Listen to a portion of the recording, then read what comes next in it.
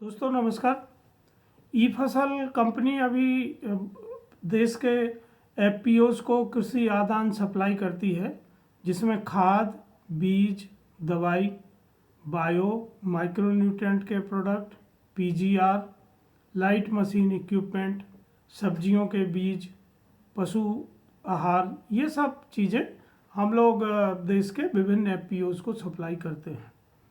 और मैंने ये देखा है कि बहुत सारे एफपीओज अपना प्रोडक्शन प्लान पहले से तैयार करते हैं, क्योंकि आप देखेंगे अगर आप कृषि आदान के बाज़ार को समझें तो जो प्रोडक्शन कंपनियां हैं, जो कृषि आदान बनाती हैं कंपनियां, वो लगभग 3 से 4 महीने पहले कृषि आदान के मार्केटिंग की स्कीम निकालती हैं। जो होलसेल में काम करते हैं होलसेलर, वो 2 महीने या 3 महीने पहले कंपनियों से मटेरियल खरीद के अपने गोडाउन में रखते हैं। आज 26 सितंबर है और आज मुझे एक एफपीओ ने फ़ोन करके पूछा कि सर मेरा एजीएम चल रहा है, मेरी कंपनी की मीटिंग चल रही है और मुझे खाद का और बीज का रेट बताइए, क्योंकि मुझे आपसे खाद और बीज खरीदना है। अब सोचिए कि जिन लोगों ने 2 महीने पहले प्लान करके अपना इनपुट की बुकिंग की है और जो आज जब बोनी शुरू होने वाली है अगले 8-15 दिन में, तब इनपुट खरीदने की प्लानिंग कर रहे हैं एफपीओ, तो इनकी कीमत में लगभग 25 से 30% का फर्क आ जाता है। और इसीलिए मुझे ये पुनः वीडियो बनाने की ज़रूरत लगी कि मैं अपने किसानों को और एफपीओ साथियों को ये बात बताऊं कि खेती, देखिए, आप जीविकोपार्जन का साधन नहीं है।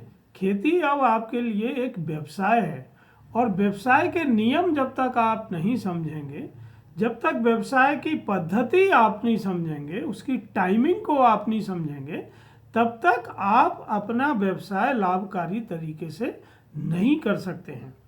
जो एफपीओज हैं वो एग्रीगेटर हैं, उन्हें अपने सदस्यों की डिमांड का एकीकरण करना चाहिए और उस सदस्य की एग्रीगेटेड डिमांड की खरीदी की व्यवस्था 3 महीने 4 महीने पहले कृषि आदान उत्पादकों से या जो कृषि आदान वितरक हैं, ई फसल जैसी कंपनियां हैं जो एफपीओज के लिए बेस्ट क्वालिटी के मटेरियल रीजनेबल प्राइस पे सप्लाई करती हैं, उस समय उनसे संपर्क करके यदि वो अपना मटेरियल बुक करते हैं तो निश्चित ही न केवल वो अपने सदस्यों को अच्छी क्वालिटी का मटेरियल रीजनेबल प्राइस में दिला सकते हैं, बल्कि एफपीओ के लिए भी वो सर्विस चार्ज उसमें से निकाल सकते हैं, जिससे एफपीओ के कार्यालय का खर्चा और उसकी जो सप्लाई चेन है उसका खर्चा वो आसानी से निकाल सकते हैं। पर ये कब संभव है? जब वो अपने खरीफ, रबी और गर्मी की फसलों की प्री प्लानिंग करें, और ये प्री प्लानिंग उनको 3 से 4 महीने पहले करना होगी। अगर वो 3 से 4 महीने पहले प्री प्लानिंग नहीं करेंगे, अपने सदस्यों की डिमांड नहीं लेंगे, तो वो बिजनेस में कभी भी लाभ नहीं कमा सकते हैं। आज जो कृषि आदान के मूल्य हम उनको देते हैं वो वही मूल्य हैं जिस मूल्य पे आज मटेरियल रिटेल में बिक रहा है, क्योंकि जो बुकिंग का टाइम है वो ऑलरेडी निकल चुका है और अब बोनी का टाइम आ गया है। तो बोनी के टाइम पे जो बुकिंग की डिस्काउंट हैं वो उपलब्ध नहीं होते हैं। तो एफपीओ साथियों को ये समझना चाहिए। मुझे अच्छा लगेगा जो एफपीओज ई फसल की मदद लेंगे और प्री प्लानिंग करके अपने सदस्यों को जोड़ेंगे। दूसरे, हमेशा एफपीओ ये कहते हैं कि उनके पास वर्किंग कैपिटल नहीं है। देखिए, मैं हमेशा से कहता रहा हूँ कि आपको बिजनेस मॉडल को समझना पड़ेगा। जो एक आम व्यापारी का मॉडल है उसमें व्यापारी पूरा पैसा खुद लगाते हैं, उसका लाभ वो कमाते हैं, उसकी हानि के लिए वो जिम्मेदारी उठाते हैं। एफपीओ इस तरह से काम नहीं करते हैं। एफपीओ सर्विस एजेंसी है, उन्हें अपने सदस्यों को बुकिंग में पार्टिसिपेट कराना है।